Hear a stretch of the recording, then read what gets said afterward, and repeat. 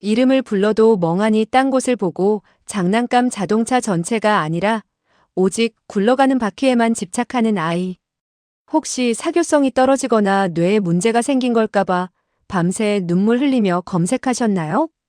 결론부터 말씀드리면 우리 아이의 뇌는 고장난 것이 아닙니다. 단지 세상을 단어로 인지하는 우리와 달리 철저하게 초고화질 사진과 비디오로만 생각하고 있을 뿐입니다. 지능이 낮아서 말이 늦는 게 아니라 뇌 속 거대한 사진첩에서 엄마가 말한 단어를 검색하느라 로딩 시간이 걸리는 것뿐이죠. 오늘 이 영상을 끝까지 보신다면 아이가 눈을 피하는 진짜 뇌과학적 이유와 함께 아이의 단단한 빗장을 단숨에 열어줄 구체적인 대화법을 손에 쥐게 되실 겁니다. 우리가 흔히 병원이나 치료실에서 듣는 자폐 스펙트럼. 아이들의 특징은 대개 상호작용이 안 된다, 사회성이 떨어진다 같은 부정적인 언어들로 가득 차 있어요. 일반적인 아이들의 발달 기준이라는 획일적인 잣대를 들이대며 그 기준에 미치지 못하는 아이들을 장애라는 아픈 틀 안에 가두어 버리곤 하죠. 그래서 부모님들은 아이의 말 한마디, 행동 하나를 고치고 교정해야 할 문제로만 바라보게 돼요. 하지만 2010년 세계적인 테드 무대에 서서 전 세계를 소름 돋게 만들었던 인물이 있습니다. 바로 스스로 자폐 스펙트럼을 가진 당사자이자 세계적인 동물학 박사인 템플 그랜딘 교수예요. 그녀는 자신의 스캔된 뇌 데이터를 세상에 공개하며 이렇게 선언했어요. 내 뇌는 고장난 것이 아닙니다. 단지 세상을 단어로 인지하는 여러분과 달리 철저하게 초고화질 사진과 비디오로만 생각할 뿐입니다. 뇌과학적으로 우리 일반적인 부모님들의 뇌는 글자와 텍스트 중심의 윈도우 시스템으로 구동된다고 볼 수 있어요. 사과라는 단어를 들으면 먹는 과일이라는 대략적인 텍스트 개념이 먼저 떠오르죠. 하지만 자폐 성향을 가진 우리 아이들의 뇌는 초고화질 그래픽 전용인 맥 OS로 구동되고 있답니다. 기능적 자기 공명 영상인 fMRI로 이 아이들의 뇌를 촬영해보면 언어적 자극을 받았을 때조차 뇌 뒷부분에 있는 시각 피질과 사물의 정밀한 디테일을 분석하는 하측 두엽이 일반인에 비해 압도적으로 강하게 활성화돼요. 즉, 아이에게 사과라고 말하는 순간 아이의 머릿속에서는 사과라는 글자가 뜨는 게 아니라 자기가 평생 보았던 수십, 수백 장의 구체적인 사과, 사진과 비디오가 구글 이미지 검색 결과처럼 순식간에 펼쳐지는 것이죠. 대용량 이미지 파일을 언어라는 좁은 파이프라인으로 출력하는 과정에서 병목 현상이 일어나는 것뿐이랍니다.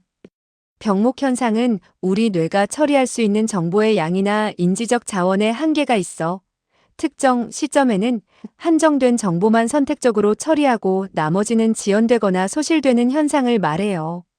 더 흥미로운 사실은 심리학에서 말하는 약한 중앙응집 이론이에요. 일반적인 사람들은 숲을 먼저 대충 뭉뚱그려 보지만 시각적 사고를 하는 아이들의 뇌는 나무의 아주 미세한 인맥과 패턴, 기하학적 구조를 있는 그대로 포착해내요.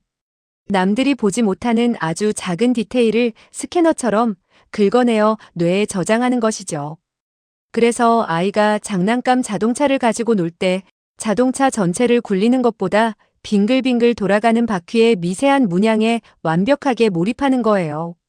아이의 전두엽은 지금 세상을 나쁜 방식으로 거부하고 있는 게 아니라 자신만의 정교한 시각 데이터 파일들을 뇌 속 폴더에 차곡차곡 정리하며 우주를 탐색하는 중이랍니다. 아이는 엄마가 싫어서 눈을 피하는 게 아니에요. 세상의 모든 자극이 걸러지지 않고 IMAX 4K 화질로 뇌에 쏟아지니까 그 엄청난 정보량으로부터 스스로를 보호하기 위해 필사적으로 볼륨을 줄이며 숨을 고르고 있는 눈물겨운 생존 서사라는 것을 우리는 반드시 알아주어야 해요.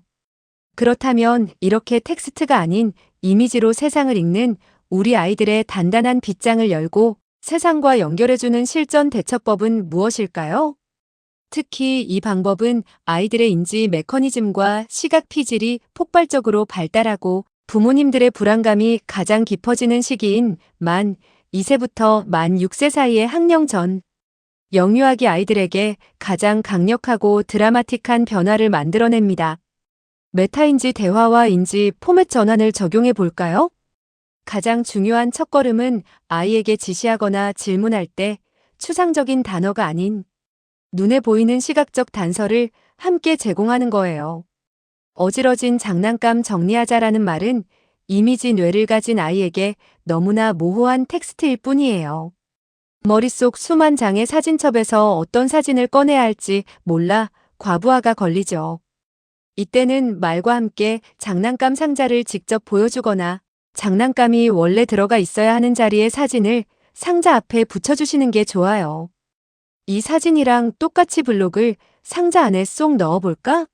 라고 구체적인 이미지 매칭 가이드를 주시는 거예요. 나아가 아이와 외출을 하거나 하루 일과를 바꿀 때도 이제 조금 있다가 옷 입고 마트에 갈 거야 라는 말은 아이의 뇌를 불안하게 만듭니다.